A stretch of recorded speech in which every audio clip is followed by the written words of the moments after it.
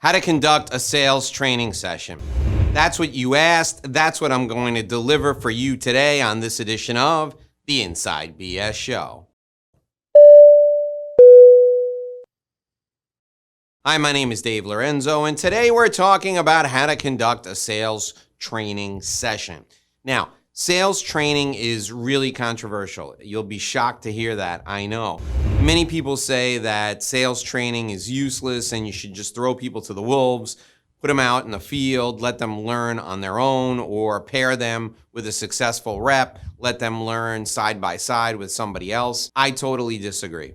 I think there are fundamentals, there are foundational knowledge points that people need in order to do things correctly. And sales training delivers that. Sales training also provides people with confidence. So today in our show, I'm going to give you the 5-step process to conducting winning sales training. And then at the end of our time together today, I'm going to share a 6th step. And this 6th step will cement everything. It will bring everything together. Now, here's the thing. If you do the 6th step, people will retain all the information that you've given them in the sales training session, and they will keep it with them throughout their entire career. I've learned things in sales training 30 years ago that stayed with me today because of this 6th step. If you don't do the 6th step, people are going to forget about it. It's going to go in one ear and out the other. So here's your 5-step process. And then at the end, there's a 6th step you don't want to miss. Stay with me for the entire video. All right, diving into the content. Step number 1, how to conduct a sales training session. First, have clear objectives. You, the sales trainer, whether you're the sales manager or a trainer brought in to train a sales team, you got to have clear objectives. What do you want to get out of this sales training session? What do you expect to achieve as a result of your time with the people in the room? Do you want better clients? Do you want more calls? Do you want more sales, higher volume, and better clients? And if that's what you want, your training needs to be focused specifically on that. Now, here's the most important thing about clear objectives. Your objectives, you should only have 3 of them, and you should state them up front and get buy-in from everyone in the room. How do you get buy-in on the objectives up front? Well, you open the meeting up and you say, welcome everyone, I'm so glad you're here. Thanks for joining me today. Let's go around the room and let's see what everyone hopes to get out of our sales training time together today. And then the people will tell you. And then you list on a flip chart or on a whiteboard the 3 specific objectives that you want to get out of the training, and you also capture the objectives that everyone else wanted to get out of it. That's how you start with clear objectives. You say, these are the 3 objectives that I'd like. Here are the objectives that you'd like. Now, you can move on to step 2. And step 2 is, what's in it for me? And I'm not talking about you, Mr. or Mrs. Sales Trainer. No, I'm talking about the people in the room. So you've gathered the objectives from all of them, and then you've got your own objectives, and you said, okay, here's what I'd like to get out of our time together, and this is the list of things that you told me you wanted. What's in it for you? Why do you want all these things? Now, salespeople are going to tell you they want to make more money. They're going to tell you they want to not work as hard to make their money. They're going to tell you they want to feel good about what they're doing. They're going to tell you they want to be the best. They're going to tell you they want recognition. All that is great. The what's in it for them is critical. So spend as much time as you need to on getting out of them what they're looking for.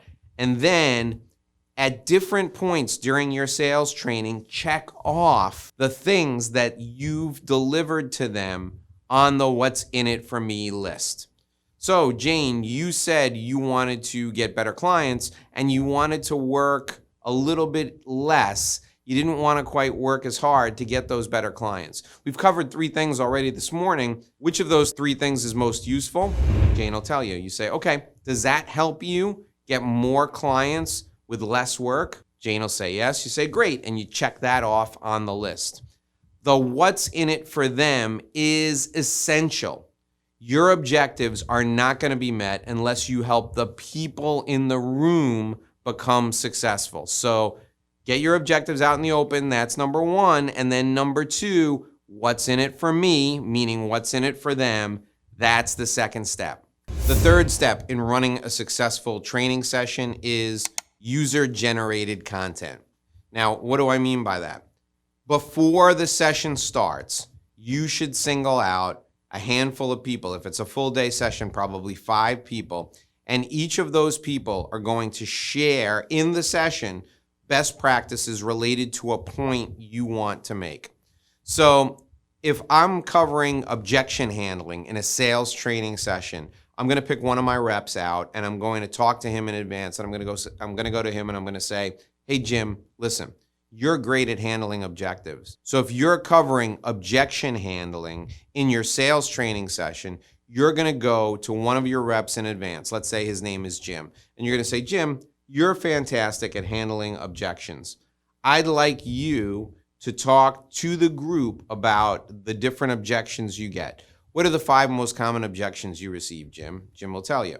Then you say, "Jim, talk to me about how you rebut. What's the rebuttal you use for each of those objections?" Great. Explain why each of those works. Jim will tell you. This is in advance of the meeting. You're having this conversation with Jim. Then you say, "Okay, Jim, I'd like you to do that exact same thing in our session when we have our sales training session. And then maybe you and I will role play some of those, okay?" And Jim says yes. So when it comes to objections at that segment of the training session, you turn to Jim and you say, "Jim, talk to me now about objections. You're the best we've got at handling objections. What are the 5 most common objections?"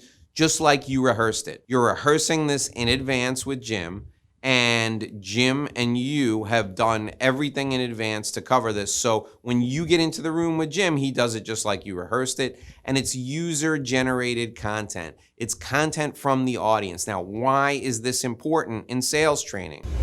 If I stand in the front of the room and I pontificate and I tell people how to do it, but I'm not out in the field with them every day, they're going to say, "That's great, but this guy hasn't sold in 25 years. He doesn't know what the hell he's talking about." Or they'll say, "That's great. This guy's a sales expert, but he doesn't sell what I sell. So what does he know?" But when somebody from the room who's one of their peers gives a best practice that works out in the field, that's valuable. This is an essential element. This is a critical element to sales training.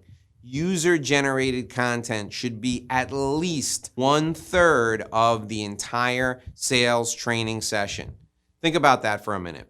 So you're talking 2/3 of the time, but they're talking 1/3 of the time, sharing their best practices with everyone else. That's powerful, and that makes your sales training session work really, really well. All right, step number 4, you have to have action items. So for each segment of your sales training, you're going to have an action item that people should take away. Remember, we did flip charts or a whiteboard before. You had your objectives, you had the things they wanted to get over here, you wrote them down. Then you're gonna write down on the other side the action items. So segment 1 was how to start a conversation with a new prospect. The action items are start 3 conversations with new prospects, take notes, and then share them with the group in the email or in the chat box on our discussion forum. That's the action item for that segment. So each segment is going to have an action item, and then at the end of the day, you're going to review all the action items as well from each of the different segments. Action items are critical because that's what people will take away from the meeting. I also recommend that you do at least audio recordings of all your sales training. My preference is video recordings, but audio recordings of all your sales training, and then have those transcribed and send out the transcript to everyone so that they can look through and match their notes up with the transcript from the meeting. Again, action items go in the transcript. They also go on the whiteboard or on the flip chart, and then you email them to everyone afterwards, and then they owe you something for follow-up to tell you how they took action based on your sales training afterwards. Okay, step number 5 in how to conduct a sales training session is recognition.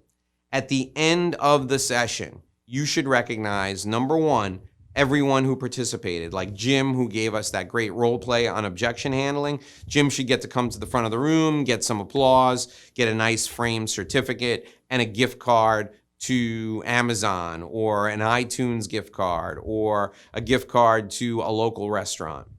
You should recognize the people who participated, somebody who answered a lot of questions, somebody who asked the best question, maybe give them a round of applause and a lottery ticket. Recognition at the end of a long day of sales training is fantastic because it ends everything on a high note, it ends everything on an upbeat note, and people feel great about it.